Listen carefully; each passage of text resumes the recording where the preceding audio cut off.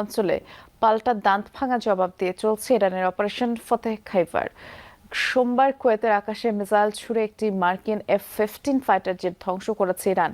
Tel Aviv, Haifa সহ ইসরায়েলের বিভিন্ন এলাকায় ব্যাপক ধ্বংসযজ্ঞ চালায় তেহরান। এর পাশাপাশি মধ্যপ্রাচ্যের বিভিন্ন দেশে থাকা মার্কিন ঘাঁটি লক্ষ্য করেও হামলা চলছে। রাডার ও সার্ভিলেন্স সিস্টেমকে টার্গেট করে মিসাইল হামলা করছে ইরান।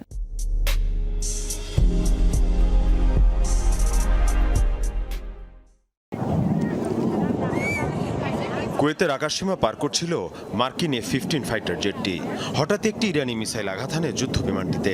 ইরানের রাষ্ট্রীয় গণমাধ্যম সহ আন্তর্জাতিক বিভিন্ন সংবাদ মাধ্যম প্রচার করে ভিডিও। বিস্ফোরণের পর এক পর্যায়ে নিয়ন্ত্রণ হারিয়ে মাটিতে আছড়ে পড়ে যুদ্ধ বিমানটি। এর আগে প্যারাসুট নিয়ে ফাইটার জেট থেকে বেরিয়ে যেতে সক্ষম হন এর পাইলট।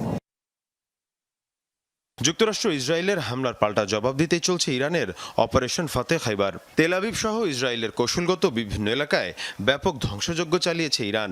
এখন পর্যন্ত ইসরায়েলি ভূখণ্ড লক্ষ্য করে 200-র বেশি মিসাইল ছুড়েছে ইরানি বাহিনী।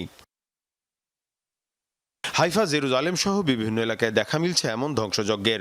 আন্তর্জাতিক বিভিন্ন গণমাধ্যম বলছে, ক্ষয়ক্ষতি আর প্রাণহানির তথ্য গোপনের চেষ্টা করছে নেতানিয়াহু প্রশাসন। তবে ইরান এখন পর্যন্ত সবচেয়ে বেশিবার হামলা চালিয়েছে সংযুক্ত আরব আমিরাতে।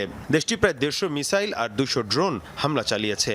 মধ্যপ্রাচ্যে ইসরায়েলের অন্যতম ঘনিষ্ঠ মিত্র সবার আগে ইব্রাহিম অ্যাকর্ড স্বাক্ষর করে।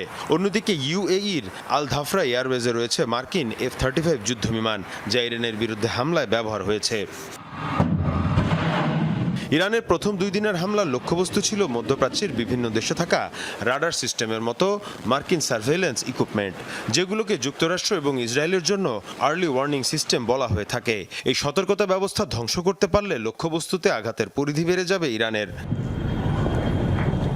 বাহরাইনকে বলা হয় মধ্যপ্রাচ্যে মার্কিন সামরিক শক্তির কেন্দ্র।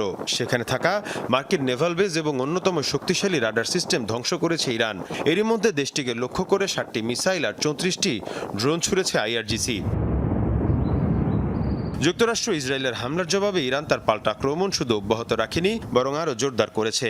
সর্বোচ্চ ধর্মীয় নেতা খামেনির মৃত্যুর পর পরিবর্তন আনা হয়েছে যুদ্ধের কৌশলে। যুদ্ধের নেতৃত্বে আনা হয়েছে বিকেন্দ্রীকরণ, অর্থাৎ একটি নির্দিষ্ট কমান্ড সেন্টারের পরিবর্তে